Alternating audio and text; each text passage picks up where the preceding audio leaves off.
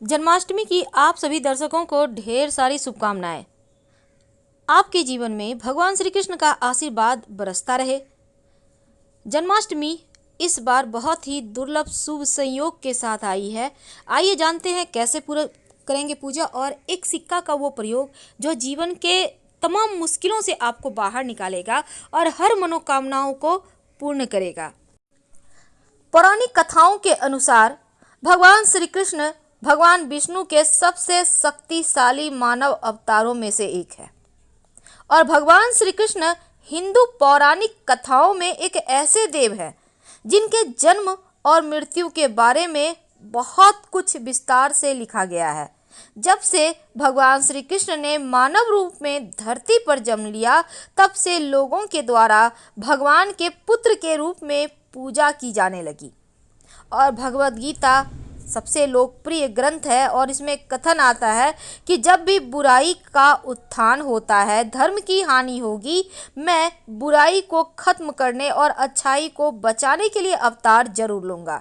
तो जन्माष्टमी का त्यौहार सद्भावना को बढ़ाने, दुर्भावना को दूर करने को प्रोत्साहित करता है और यह दिन बहुत ही पवित्र रूप से मनाया जाता है। तो कैसे करेंगे पूजा, इसके पहले जानते हैं पूजा का शुभ मुहूर्त। देखिए, जन्माष्टमी 30 अगस्त 2021 को मनाई जाएगी आधी रात में और अष्टमी तिथि प्रारंभ होगा 29 अगस्त की रात 11:26 से और अष्टमी तिथि समाप्त होगा 30 अगस्त की देर रात 2 बजे तक है अष्टमी तिथि, यानी 31 अगस्त हो जाएगा। रोहिणी नक्षत्र 30 अगस्त को पूरा दिन रहेगा, पूरा रात रहेगा और 31 अगस्त की सुबह 9:44 तक है रोहिणी नक्षत्र। अब जन्माष्टमी का महत्व पूरे हिंदू धर्म में है, देश दुनिया में है। कैसे करेंगे पूजा? देखिए, सबसे पहले तो भगवान श्री कृष्ण की जो जन्म है वो आधी रात में हुआ है, तो रात 12 बजे ही उनका जन्मोत्सव मनाया जाएगा और सुबह से ही पूजा पाठ शुरू हो जाता है। भगवान श्री हरि के मंत्रों का जप इस दिन किए जाते हैं, संतान प्राप्ति के उपाय किए जाते हैं और रोहिणी नक्षत्र के अंत में पारण किया जाता है, यानी जब तक रोहिणी नक्षत्र है आप पारण ना करें। अर्धरात्रि में भगवान श्री कृष्ण की पूजा करना है और उनका जन्म भी करवाना है। तो तमाम बातें जारी है विस्तार से कि कैसे क्या करें और कैसे भोग लगाएं, लेकिन उसके पहले एक और बात। देखिए, भगवान श्री कृष्ण को आप पालने में इस दिन जरूर झुलाना है आपको और भगवान श्री हरि को शयन जब करा दें इसके बाद पूजा का चौक और मंडप आपको बनाना है और भगवान श्री कृष्ण के साथ रोहिणी और चंद्रमा की भी पूजा करना है और शंख में चंदन युक्त जल लेकर घुटनों के बल बैठकर चंद्रमा को अर्घ्य देना है और बोलना है, हे सागर से उत्पन्न हुए देव, हे अत्रि मुनि के नेत्र से सुमुक्षुत हे चंद्रदेव, रोहिणी देवी के साथ मेरे द्वारा दी गए अर्घ को आप स्वीकार करें। इसके बाद नंतर व्रत को महालक्ष्मी, वसुदेव, नंद, बलराम, यशोदा को सबको फल अर्पित करें, अर्घ दे, प्रार्थना करें कि हे देव, जो अनंत, वामन, सौरी, बैकुंठनाथ, पुरुषोत्तम, वासुदेव, ऋषिकेश, माधव, बराह, नरसिंह, दैत्यसूदन, गोविंद, नारायण, अच्युत, त्रिलोकेश, पीतांबरधारी नारायण, चतुर्भुज, शंख चक्र गदाधर, वन माता से विभूषित नाम लेकर कहें कि जिसे देवकी ने, वासुदेव ने उत्पन्न किया है, जो संसार है, ब्राह्मणों की रक्षा के लिए अवतरित हुए हैं, उस ब्रह्म स्वरूप भगवान श्री कृष्ण को मैं नमन करती हूँ। इस तरह भगवान की पूजा के बाद घी धूप से उनकी आरती करते हुए जयकार लगाना है। इस दिन खीरे का बहुत महत्व है क्योंकि जन्माष्टमी पर भगवान श्री कृष्ण को खीरा जरूर चढ़ाना चाहिए और माना जाता है इस दिन खीरा नहीं खाना चाहिए, भूल कर भी नहीं। माना जाता है कि नंदलाल खीरे से काफी प्रसन्न होते हैं और भक्तों के सारे संकट हर लेते हैं। इस दिन ऐसा खीरा लाया जाता है जिसमें थोड़ा सा डंठल लगा हो, पत्तियां भी हो। मान्यता के अनुसार जन्मोत्सव के समय इसे काटना शुभ माना जाता है। अब आप सोच रहे होंगे आखिर खीरे को क्यों काटे, क्यों शुभ है? जिस तरह एक माँ कि कोख से बच्चे के जन्म के बाद मां से अलग करने के लिए गर्भनाल को काटा जाता है, उसी तरह खीरे और उससे जुड़े डंठल को गर्भनाल मानकर काटा जाता है, जो कि कृष्ण को मां देवकी से अलग करने के लिए काटे जाने का प्रतीक है। अब कैसे काटेंगे? देखिए, खीरे को काटने की प्रक्रिया को नाल छेदन के नाम से जानते हैं। इस दिन खीरा लाकर कान्हा के झूले या फिर भगवान कृष्ण के पास रख दें। जैसे ही भगवान कृष्ण का जन्म हो, इसके तुरंत बाद एक सिक्का ले लें और सिक्के की मदद से खीरा और डंठल को बीच से काट दें।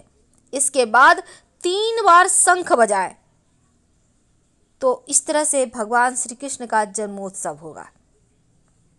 लेकिन चलिए जानते हैं कैसे करेंगे पूजा और कैसे मनाएंगे भगवान को। तो पूजा के लिए आपको चाहिए होगा कुछ खास वस्तुएं, लेकिन पूजा शुभ मुहूर्त में ही आपको करना है, आधी रात में। सबसे पहले तो भगवान श्री कृष्ण, अगर आपके घर में मूर्ति है तो बहुत अच्छी बात, नहीं तो तस्वीर के सामने एक पात्र रख लें, उसके ऊपर ही आपको पूजा करना है।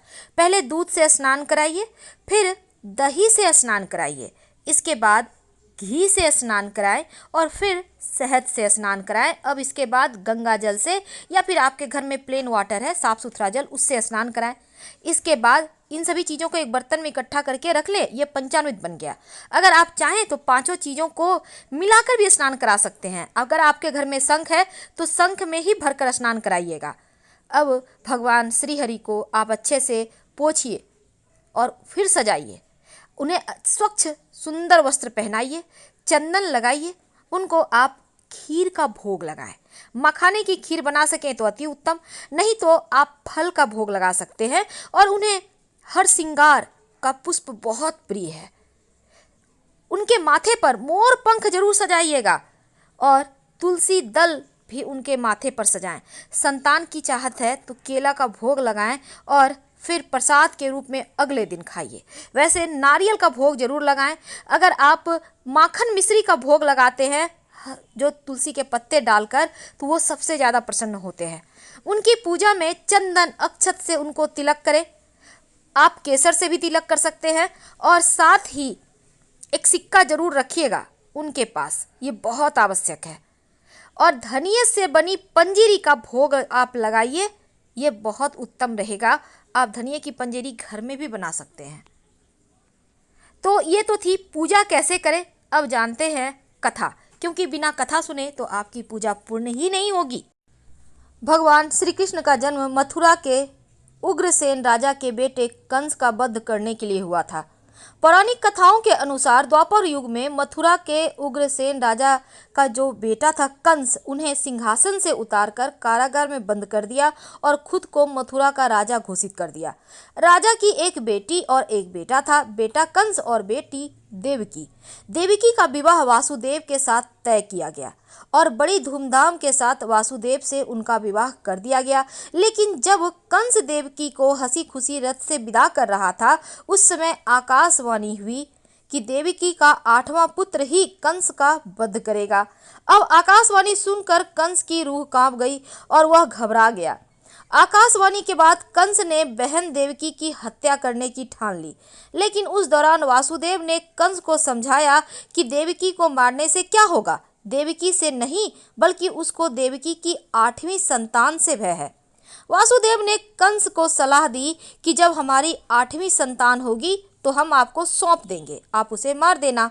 कंस को वासुदेव का ये बात समझ आ गई, लेकिन वासुदेव और देवकी को कंस ने कारागार में कैद कर लिया। अब देवकी वासुदेव की 7 संतानों को कंस मार चुका था। 8वां बच्चा होने वाला था। आसमान में घने बादल छा गए, तेज बारिश हो रही थी, बिजली कड़क रही थी और भगवान श्री कृष्ण का जन्म होने वाला था। रात्रि ठीक 12 बजे कारागार के सारे ताले अपने आप टूट गए।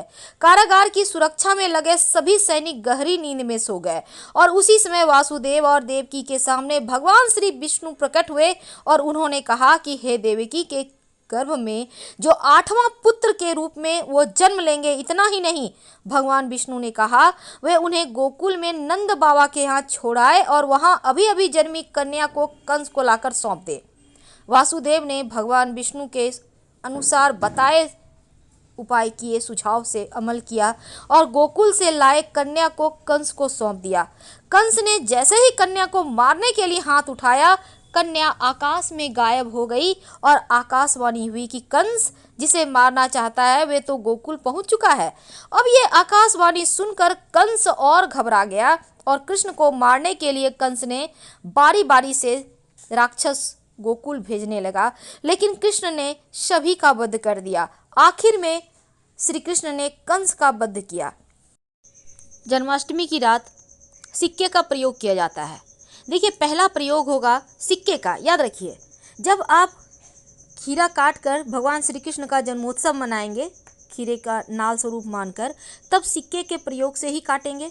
दूसरा, अगर कोई मनोकामना है लंबे समय से पूरी नहीं हो पा रही है, तो आप अपने घर के तुलसी के पौधे की मिट्टी में अपनी मन्नत कहते हुए सिक्का गाड़ दें, सिक्का को, और जब मन्नत पूरी हो जाए तब उस सिक्के को निकालकर पास के मंदिर में, किसी भी मंदिर में रखाइएगा। तीसरा प्रयोग है 2 तुलसी का पत्ता और सिक्का। वैसे तो पूजा में सिक्का यूज करना है, भगवान को दक्षिणा अर्पित कीजिएगा, लेकिन रात में सोने के पहले 2 तुलसी का पत्ता और सिक्का रखकर तकिए के नीचे सो जाएं। अगले दिन सुबह जो तुलसी का पत्ता है मिट्टी में दबा दें और जो सिक्का है उसको पास के मंदिर में डाल दें। जीवन की समस्याओं से छुटकारा मिल जाएगा। हम आपसे विदा लेते हैं। हर हर महादेव। जानकारी अच्छी लगे तो लाइक कर सब्सक्राइब करें। धन्यवाद।